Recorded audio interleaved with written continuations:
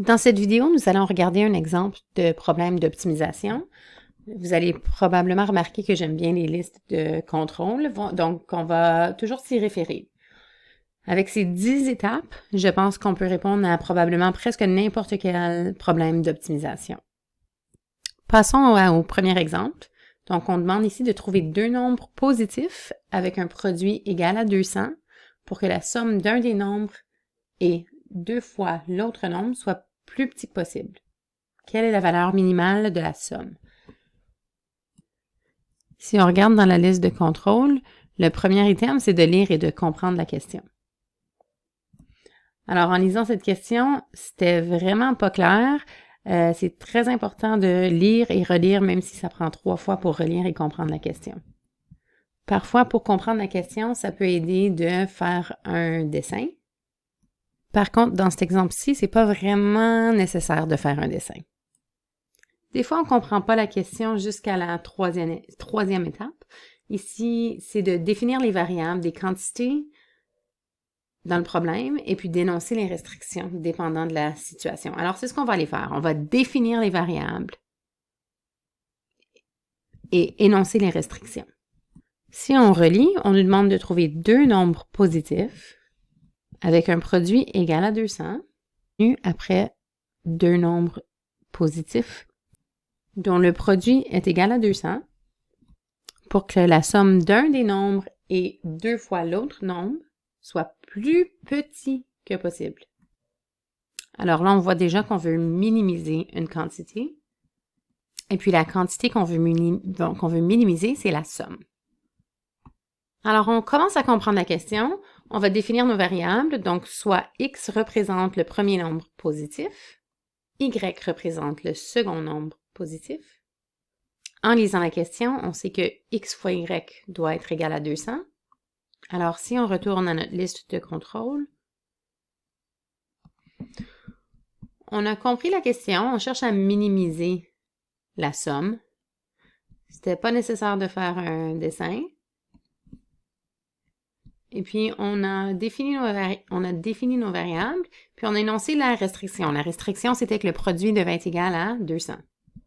Alors, la prochaine étape, puis ça, c'est l'étape la plus importante, vous voyez que c'est en caractère gras, c'est d'écrire une relation en fonction de deux ou plusieurs variables pour la quantité à maximiser ou à minimiser. Alors, tu te poses la question, qu'est-ce qu'on veut minimiser? On l'a déjà écrit ici. Ce qu'on veut minimiser, c'est la somme. Alors, on va écrire, puisqu'on veut minimiser la somme, on va écrire une expression ou une équation pour la somme. Donc, on va dire S est égal à x plus 2y.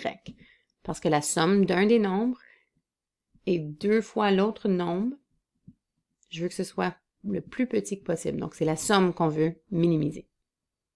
Alors, on a écrit notre contrainte et puis on a écrit une équation qui représente la relation pour ce qu'on cherche à optimiser. Dans ce cas-ci, on cherchait à minimiser.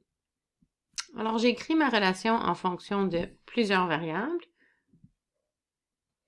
Puisque j'ai introduit une nouvelle variable, ce serait important aussi de la définir. Donc, j'ai mis un S. Qu'est-ce que S représente? Dans ce cas-ci, ça représente la somme. On est rendu à la cinquième étape. On veut utiliser une autre relation. Donc, on va aller utiliser notre contrainte pour exprimer la relation en fonction d'une seule variable. Qu'est-ce que ça veut dire? Alors là, ça veut dire que maintenant, j'ai un problème parce que j'ai une fonction S, mais c'est en fonction de x et y.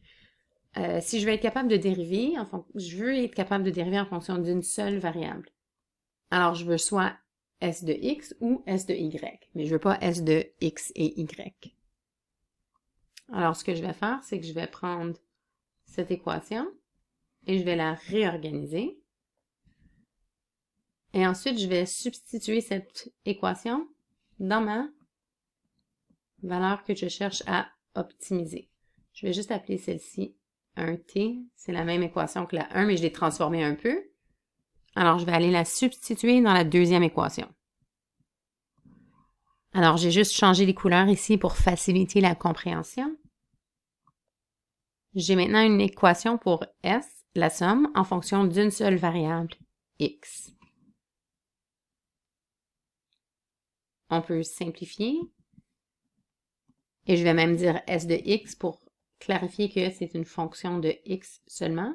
Et puis là, ça va me donner 2 fois 200, 400 sur x. Ou si je veux, je peux dire x exposant moins 1. On sait que pour cette fonction, au point critique, c'est quand la dérivée est égale à 0. On sait aussi qu'un point critique, ça peut être soit un maximum ou un minimum, ou peut-être ni l'un ni l'autre. Alors, on trouve la dérivée en fonction de x. Ça va me donner la dérivée de x, c'est 1. Ensuite, on va utiliser la règle de la puissance. Donc, ça va me donner moins 1 fois 400 fois x exposant moins 2. Puisqu'on cherche un extrémum, on va dire que c'est quand la dérivée est égale à 0. Pour résoudre, on va réécrire notre exposant négatif comme étant un exposant ou une puissance positive. On réorganise un peu. Et on trouve dans ce cas-ci que x au carré est égal à 400. Et donc, algébriquement, on va trouver que x va être égal à plus ou moins 20. Alors, si on retourne à notre énoncé, et puis ça, c'est quelque chose qu'on aurait pu faire plus tôt aussi, ça ne dérange pas à quel point tu le fais, mais on voit maintenant que on nous dit que les deux nombres devaient être positifs. Donc, si les deux nombres sont positifs, on a des restrictions. Alors, on sait que x doit être plus grand que 0. Y aussi doit être plus grand que 0. On rejette donc la valeur négative et on peut conclure que x est égal à 20. Ce qu'on vient de faire, c'est qu'on a trouvé que la dérivée est égale à 0 quand x égale à 20. Donc, ce que c'est que c'est un point critique. J'ai peut-être une valeur maximale ou j'ai peut-être une valeur minimale. Alors, ça, on avait fait. Maintenant, on est rendu ici. Pour prouver que c'est une valeur minimale, il faut alors faire le test de la dérivée seconde ou, si on voulait, on pourrait faire un tableau de variation. C'est souvent plus facile de faire le test de la dérivée seconde. Alors, on va faire la seconde dérivée de notre fonction somme. Donc, s' de x va être égal à quoi? On se souvient que s' de x était 1 moins 400x à la moins 2. Alors, la seconde dérivée, ça va être égal à moins 2, la dérivée de 1, c'est 0. La dérivée de moins 400x à la moins 2, on va faire moins 2 fois 400, moins 400, qui va me donner 800. X à l'exposant moins 3. Alors, moi, je veux savoir quand la seconde dérivée est à x est égal à 20. Est-ce que c'est un maximum ou un minimum? Donc, ici, on remplace la valeur de 20 dans notre équation. On va voir qu'on aura une réponse de 800 sur 8000. On va obtenir une valeur de 1 dixième, mais dans le fond, c'est même pas important la valeur finale. Ce qui m'intéresse, c'est que c'est une valeur positive. Donc, on peut conclure que, avec notre truc, quand tu te sens positif, tu souris. Donc, on aura une valeur minimale. Puisque S'' de 20 est positif, S de x est minimal quand x est égal à 20.